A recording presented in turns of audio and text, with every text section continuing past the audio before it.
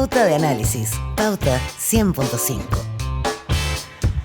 8:34 de la mañana y momento del análisis.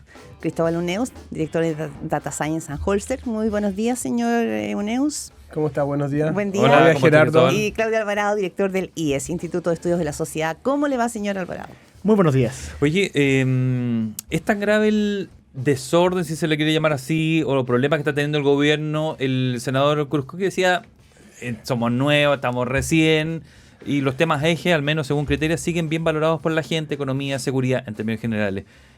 ¿Dónde está el problema si es que lo detectan allí, Cristóbal y Claudio? A ver, yo voy a invocar un libro, ¿no es cierto? Andrés Velasco, que estuvo de visita acá, ¿no es cierto? Hizo varios seminarios donde presentó su nuevo libro, El Consenso de Londres, ¿no es cierto? Que es como la nueva versión del Consenso de Washington sobre las reglas y todo.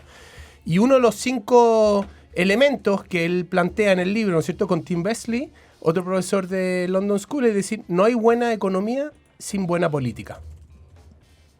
¿Ya? Entonces, en el fondo, la famosa frase, ¿no es cierto?, del asesor de Clinton que decía, es la economía estúpido, la están dando vuelta, ¿no es cierto?, porque lo que está pasando en el mundo en los últimos 30, 40 años es que la política importa cada vez más. Y lo que estamos viendo que está sucediendo en el gobierno es la primera fractura o fisura de un diseño político, ¿no es cierto? Yo como lo interpreto es que el presidente Kast, ¿no es cierto?, quiere los partidos cerca, pero no tan cerca, ¿no es cierto? Donde Alejandro Irarrázaval, ¿no es cierto?, el hombre de segundo piso, de alguna manera es como el puente para que los partidos no tengan tanto influencia, y es un diseño político que tiene problemas. Ahora, ¿es grave? No, no es grave, pero sí es preocupante por a dónde esto puede apuntar. Yo interpreto lo que dice el senador Esquella, ¿no es cierto?, como una molestia más profunda. Él es presidente de un partido, ¿no es cierto?, entiende la política y él obviamente quiere un diseño más político en esta cosa que no hay buena economía sin buena política.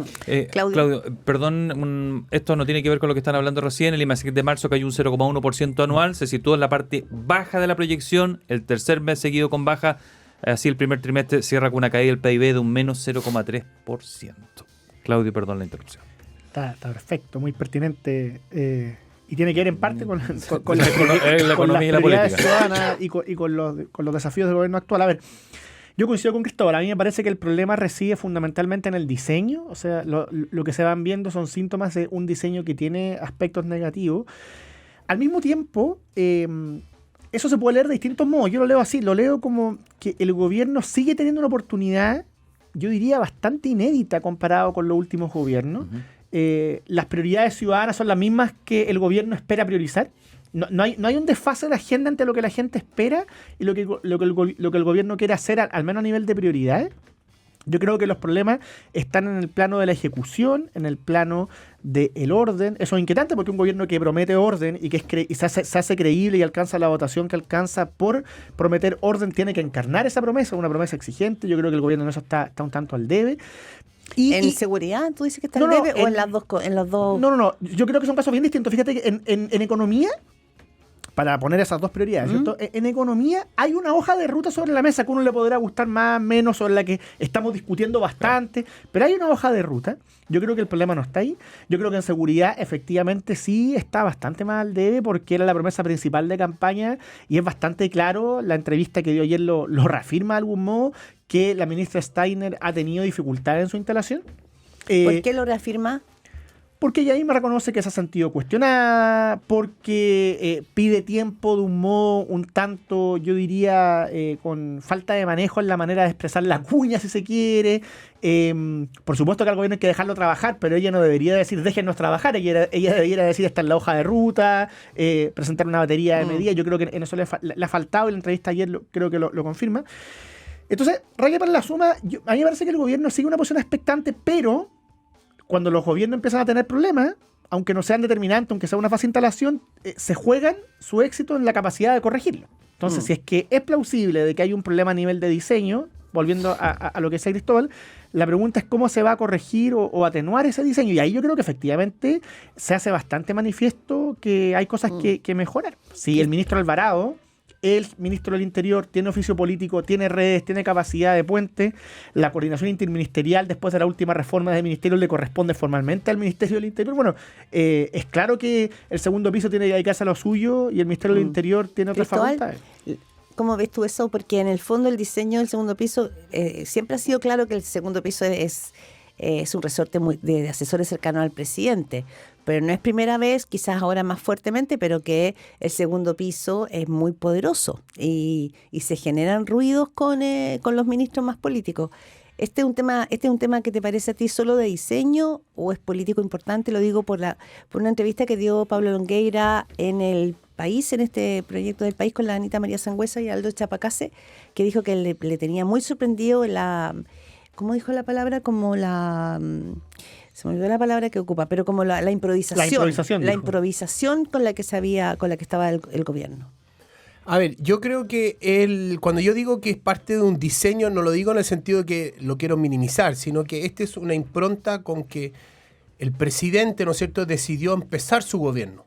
Vamos a ver si termina con este diseño, ¿no es cierto? Pero él claramente está favoreciendo no tanto la política, sino más la economía y la cosa técnica.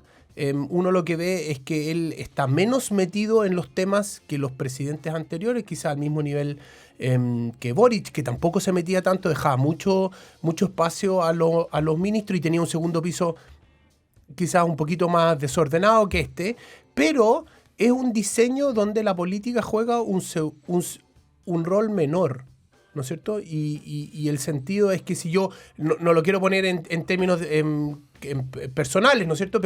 Pero aquí hay como una pugna entre alguien como del perfil de Cristian Valenzuela, ¿no es cierto? Que tiene un mensaje mucho más político y entiende la política, y versus una cosa más técnica que la tiene Irarrázaval. Los problemas de la ministra Steiner al final son políticos, porque la política debería ayudarla a que ella tuviera mayor espacio para acomodarse. La instalación ha sido mala, pero es ahí donde la política resuelve esto, no lo resuelve un funcionario de segundo Claudio piso. asiente con la cabeza, así que... Sí, efectivamente, cuando me refería a que hay dificultad a nivel de diseño y que el éxito del gobierno se juega en cómo se corrigen cuando van apareciendo los problemas, estoy pensando justamente en lo mismo que dice Cristóbal. O sea, a este gobierno le falta, yo lo diría así, le falta aprovechar más, sin prejuicio de cambios posteriores de elenco que todos los gobiernos tienen, le falta aprovechar más el potencial que ya tiene.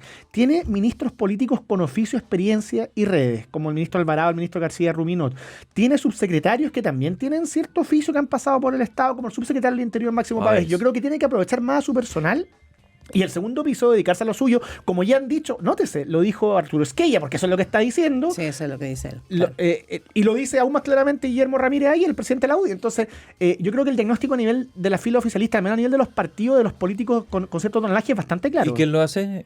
¿Quién es el encargado de hacer este reordenamiento del segundo piso? ¿Bajarle protagonismo, aumentárselo a los ministros, reordenar la fila? El presidente con el ministro de Interior proponer un plan y ejecutarlo. Porque o sea, aquí, si es que él entiende que tiene que rediseñar su plan original. Porque si Sebastián Piñera en un momento tuvo que hacerlo. ¿Se acuerda del gobierno los mejores y todo eso? Y al final tuvo que reempoderar a los partidos. Yo quiero poner una gota de realismo. El gobierno presentó su gran reforma.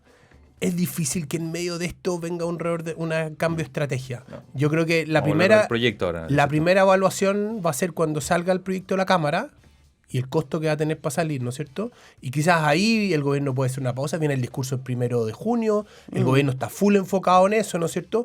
Los datos que acaban de decir ustedes son malos datos. Yo solamente quiero dar un dato adicional. El viernes dieron a conocer los ingresos tributarios. Los ingresos tributarios no mineros cayeron 7% real en los últimos 12 meses. Eso significa hoy día recaudamos menos plata de impuestos de las empresas no mineras que hace un año. Ahora, es consistente con el dato que tú acabas de dar, la economía cayó en el primer trimestre, ¿no es cierto? Entonces, si no recaudamos y queremos bajar los impuestos, el problema del gobierno es aún mayor. Entonces, esto es muy mala noticia para el gobierno, que le complica aún más su proyecto. Entonces, en este momento, hacer cambio es riesgoso. Hablamos esta mañana con Claudio Alvarado de Cristóbal Neus Las encuestas, ustedes decían, marcan distinto. Académica Criteria muestra una baja del presidente Kast, pero no tan pronunciada como la que presenta Pulso Ciudadano, que le da, ¿no es cierto?, una baja de 4 puntos, de 4 al puntos. 29,1. Pero me parece que lo esencial es mirar, y ustedes quizás es lo que miran, son los contextos, los climas políticos, pero los climas sociales. Y me llama la atención porque cuando uno empieza a ver, por ejemplo, la confianza, por ejemplo, hay un punto que dice confianza que los recortes no van a afectar los beneficios sociales, que es un tema del que se discutió toda la semana pasada y del que hizo mención ayer el ministro Quirós. La ciudadanía en esta pregunta de Activa dice mucha confianza, un 25% cree que no van a afectar los beneficios sociales, mediana confianza un 26,9% y un 48,1% tiene poca confianza, nada de confianza en eso. Entonces, estos son los climas que a lo mejor no es el político en el Congreso con el que el gobierno tiene que remar, o sea, es como los vientos con los que tiene que remar, y también una percepción súper negativa de la economía y de que los temas más relevantes hoy día sigue siendo delincuencia, inflación, alza de precio. Eso ha ido como en aumento, Claudio. El gobierno partió con viento a favor, es indudable, se notaba en la aprobación presidencial inicial, que sabíamos que iba a caer, se notaba en las prioridades ciudadanas, que siguen siendo más o menos las mismas, pero se notaba también en cierta esperanza de que las cosas mejoren. Las prioridades como siguen a donde mismo, grosso modo, el gobierno no tiene un problema ahí, pero sí la aprobación presidencial, aunque no creo que ahí resida el principal desafío, ha ido cayendo, más o menos según la encuesta, y lo que tú dices, Claudia, es muy relevante, porque efectivamente el gobierno tiene que intentar transmitir un horizonte de esperanza a la ciudadanía que haga creíble lo que está haciendo. Esto lo comentamos, yo creo, cuando recién partió el gobierno, aquí en este mismo panel.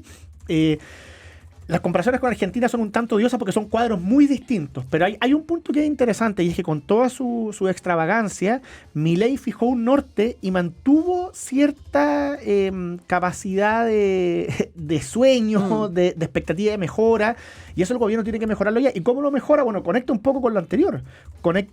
Mejora en la medida que logre conectar con ciertos mensajes, que sea creíble en sus prioridades y que empiece a mostrar resultados. Y yo creo que... a riesgo de ser reiterativo, en economía hay una hoja de ruta fijada, que además va a sufrir modificaciones en el Congreso que probablemente van a ayudar a que el proyecto se apruebe según lo que conocemos, pero en seguridad no conocemos nada parecido. O sea, si es que es verdad que para mejorar la expectativa y el horizonte de esperanza el gobierno tiene que empezar a mostrar resultados, lo de seguridad es crítico. Yo creo que ahí ya está el principal flanco del gobierno. ¿Coincides tú, Cristóbal, con eso? Sí, pero también quiero apuntar a algo que muestra muy bien la encuesta Activa, ¿no es cierto? O más nítidamente, que es todas estas preguntas sobre el recorte fiscal, ¿no es cierto? Porque la gente tiene claro que no quiere que le corten nada en educación, en salud, ¿no es cierto? Vivienda.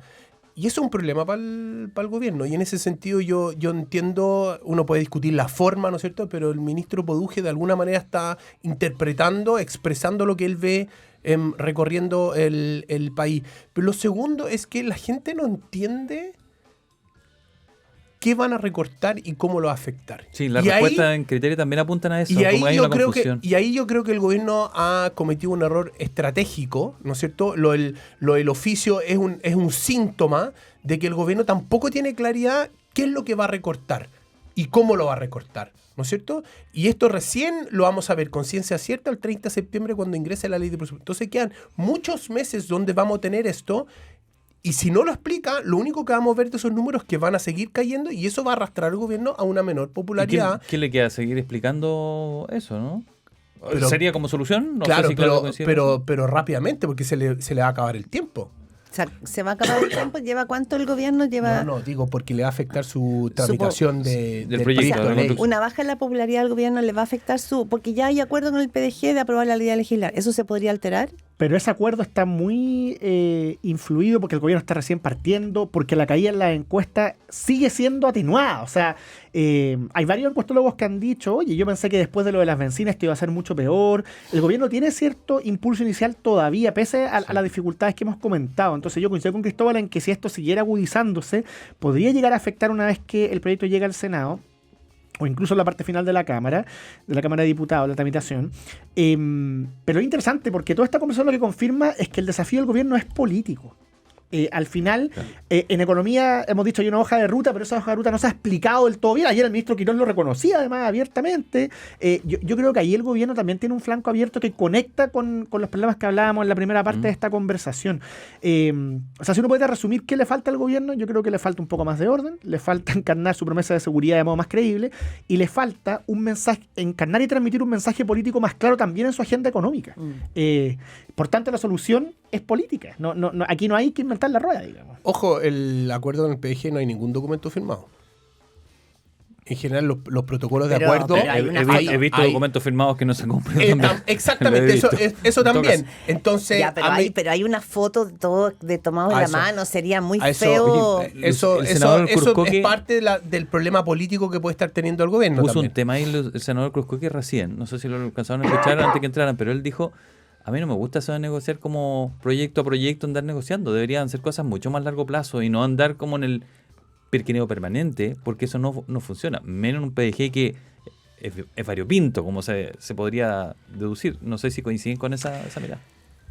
En abstracto quizás sí, pero en el caso concreto, dada la fragmentación del Congreso actual y dado además lo crispada que está en la relación con la oposición, de la cual no hemos hablado, pero uno podría resumir que en principio el PS y el PPD no solo están mal evaluados, sino que además, digo la oposición en general, sino que el PS y el PPD, especialmente el PS, parece decidido a disputarle por ahora al menos el flanco izquierdo, el Frente Amplio y el PC. Entonces, dado ese cuadro, la verdad es que es razonable que el gobierno busque voto en el PDG, tiene que seguir buscando en el PPD y en el PS un descolgado, pero creo que no es extraño. El punto es que, como dice Cristóbal, no puede confiarse ni dar por asegurado de que eso va a resultar de manera íntegra, de manera, digamos, aproblemática, porque una bancada que hasta ahora no ha mostrado mucha disciplina. De algún modo vamos a saber después de este proyecto qué tan disciplinada es la bancada del PDG. Claro. Y además, tan confiable quizás, ¿no? Claro, tomando lo que dice Claudia, lo más probable es que se apruebe la idea de legislar, ¿no es cierto? Pero la pregunta es, ¿cuántos votos va a sacar la baja de impuestos a las empresas? ¿Cuántos votos va a sacar la invariabilidad tributaria? ¿Y cuántos votos va a sacar la reintegración? Eso yo creo que son hoy día las preguntas. En particular, en particular. Porque si alguna de esas o dos de esas no logran la mayoría, el gobierno se le pone cuesta arriba el Senado. Es solo un punto ahí, porque, claro, hablamos de la oposición, aquella oposición que es el PS, Socialismo Democrático, que desde los 90 en adelante ha sido la mesa de conversación que ha tenido el mundo de la centro-derecha. Entonces, ¿el gobierno necesitará para darle sostenibilidad a su reforma de ese apoyo? Probablemente sí, pero hoy día marcan un 22%, o sea, esa oposición hoy día no parece ser una oposición ni poderosa, ni influyente, ni tampoco con un gran como arraigambre con la ciudadanía. Es una izquierda... Pero además tampoco se ve muy dispuesta a conversar. Eso es lo que a mí más me sorprende del posicionamiento inicial de la oposición desde el cambio de mando hasta la fecha. Que uno habría pensado, dado cómo terminó el ciclo político anterior y los resultados electorales, donde la duda básicamente era si la derecha tenía una mayoría en el Congreso, yo hubiera esperado que el PS y el PPD se diferenciaran del Frente Amplio, no se mimetizaran. A mí me cuesta mucho entender qué es lo que están mirando, sobre todo pensando que... ¿A lo mejor lo que dijiste tú? ¿Mirando al flanco izquierdo o algo así? Pero es extraño porque no hay elecciones en 2 años. Entonces ni siquiera tienen una necesidad electoral de corto plazo. Yo, sinceramente, pensando en el futuro de la centroizquierda, como algo que probablemente tendrá alianza, un grupo político que tendrá alianza con el ala más de izquierda, pero que también tiene su identidad propia, yo no entiendo muy bien qué están haciendo. No... Lo decía Oscar Landerrecht en una entrevista hace un par de semanas. ¿Cuál es el proyecto de la centroizquierda? No se lo entiendes. Nos quedamos con eso. La próxima semana seguimos hablando con Cristóbal Uneus, director de Data Science en Holster, y Claudio Alvarado, director del Instituto de Estudio de la Sociedad IES. Gracias a ambos. Y solo un punto, lo que tú dices, Claudio Alvarado. La elección presidencial dejó sentado en el banquillo a esa izquierda porque no había proyecto en el fondo, ¿no? Es como la reproducción de esa misma ausencia. Son 8:53 de la mañana y vamos cerrando esta pauta de análisis de este día lunes 4 de mayo, semana bien clave para las discusiones que estábamos conversando hoy, ¿no? De la política.